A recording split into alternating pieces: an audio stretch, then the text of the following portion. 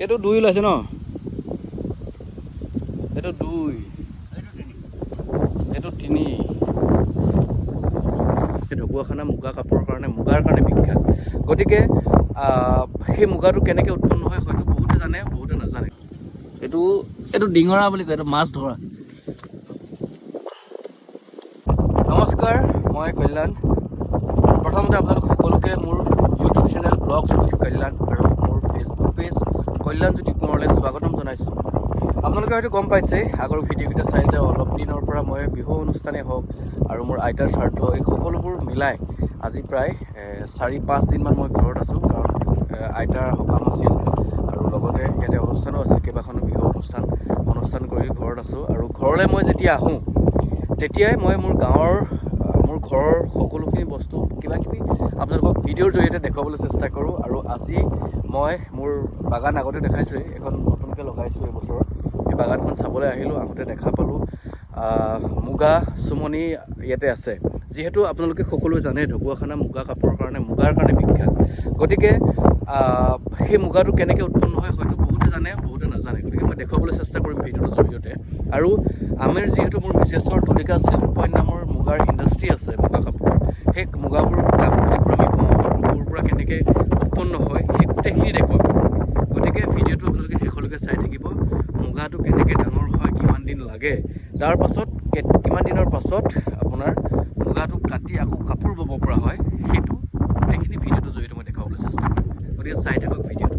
এইখন মোৰ সৰু বাগানখন, আৰু বাগানৰ ওচৰতে এইখন চুমনি, এইডৰ চুমনি, তালৈ যাম এতিয়া মই। এই আমাৰ ককাইদেউহঁতৰ এখন চুমনি। এইটো 2 ওলাইছে ন? এইটো 2, এইটো 3। এনেকৈ 2, 3, তাৰপাছত মাইকী ওলাব, তাৰপৰা পকিব, মতা ওলাব পকা। এনে 5টা 2 চাই উৰাটো একেবাৰে কণী ফুটিয়ে চাই উৰিব। তাৰপাছত 2 ওলাব, তাৰপৰা 3, তাৰপৰা মাইকী, তাৰপৰা পকিব। পকা কিমান দিন পাছত এইটো কাটিব হয়?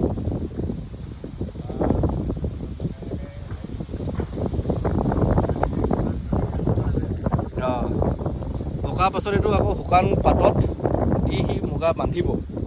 বান্ধাৰ পাছত 5-6 দিনৰ পাছত তাক মানে জালিৰ পৰা ভাঙি উঠি তাৰ পৰা কাটিব পৰা যায়। আৰু ইয়াৰ পৰাই গৈ সেই সূতা হ'ব, সূতাৰ পাছত মানুহে কাপোৰ বৈ পিন্ধিব। সেইটোৱে মুগা কাপোৰ চবতকৈ বিখ্যাত। আৰু এইটো যে দিছে, এইটো নাম গাড়ী বান বুলি কয়।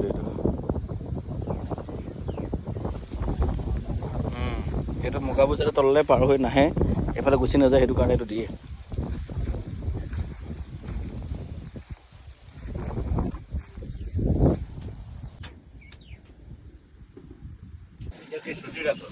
এতিয়া ছুটি এই সেইদিনা কৰি থৈ আহিছোঁ আগতীয়াকৈ।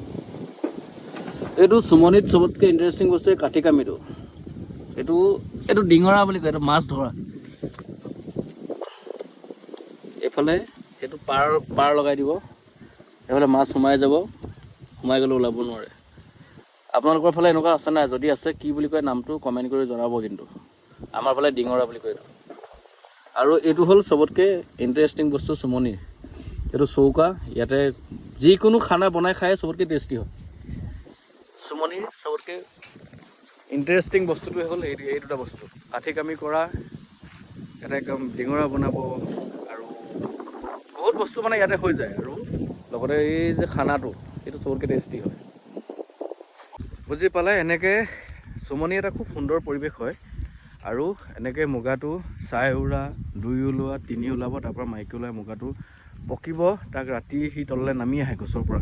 যেতিয়া পকে তললৈ নামি, তলত মানুহে ৰখি থাকে জোৰ লৈ, সি নামি আহে, তাক ধৰি আকৌ শুকান পাতত তাক মেলি দিব। সি তাতে বাঁহ সাজিব। বাঁহ সাজি 7 দিন, 10 দিনৰ ভিতৰত আকৌ সেই বাঁহটো ভাঙি এটা এটাকৈ তাক উলিয়াই, কোনোবাই তেনেকৈ গোটেইটো গোটা মুগাকে বিক্ৰী কৰি দিয়ে, কোনোবাই কাটিলে তেতিয়া পলু ওলায়, লেটা, যিটো লেটা বুলি যে কয়, একচুৱেলি লেটাটো তেতিয়া ওলায়। তাৰপৰা সেই কাটি এডাল এডাল সূতা যিটো মহাত্মা গান্ধীৰ দিনত আমি যঁতৰত যে সূতা কাটিছিলে সেই টাইপত সূতা কাটি মানে কোনোবাই সূতাকে কেজিকে বিক্ৰী কৰে, কোনোবাই গোটা মুগাকে বিক্ৰী কৰে। আৰু তেনেকৈ আমাৰ ইয়াত বহুত মানুহ সেই চুমনিৰ লগত জড়িত হৈ বহুতৰ মানে সংসাৰ চলাই আছে, ঘৰ ধুনীয়াকৈ চলাই আছে। খুব প্ৰফিটেবল এটা বিজনেছ আচলতে এইটো। খুব আপোনাৰ টোটেল 1 মাহৰ ভিতৰত তাৰ গোটেই কাম হৈ যায়। আৰু ইয়াতকৈ আৰু ঠাণ্ডাৰ দিনত যিটো হয় সেইটো খালি অলপ দিন লাগে, কিন্তু এইটো 1 মাহৰ ভিতৰত মানে পূৰা কমপ্লিট উঠি যায় আৰু এমাহত ধুনীয়া এটা বিজনেছ হয়। গতিকে আপোনালোকক যদি তেনেকুৱা পিয়'ৰ মুগা বিচাৰে তেতিয়াহ'লে আপোনালোকে মই ডেছক্ৰিপশ্যনত তুলিকা চিল্ক পইণ্টৰ কণ্টেক্ট নাম্বাৰ দি দিম। আপোনালোকে মুগা কাপোৰ ল'বলৈও ল'ব পাৰে, আৰু লগতে আপোনালোকে যদি অকল মুগাটো মানে সূতাটো কিনে তেতিয়াও সূতাটো কিনিব পাৰে। গতিকে মই ডেছক্ৰিপশ্যনৰ নাম্বাৰটো দি দিম, সেইটো নাম্বাৰত কণ্টেক্ট কৰি আপোনালোকে ল'ব পাৰিব। ধন্যবাদ।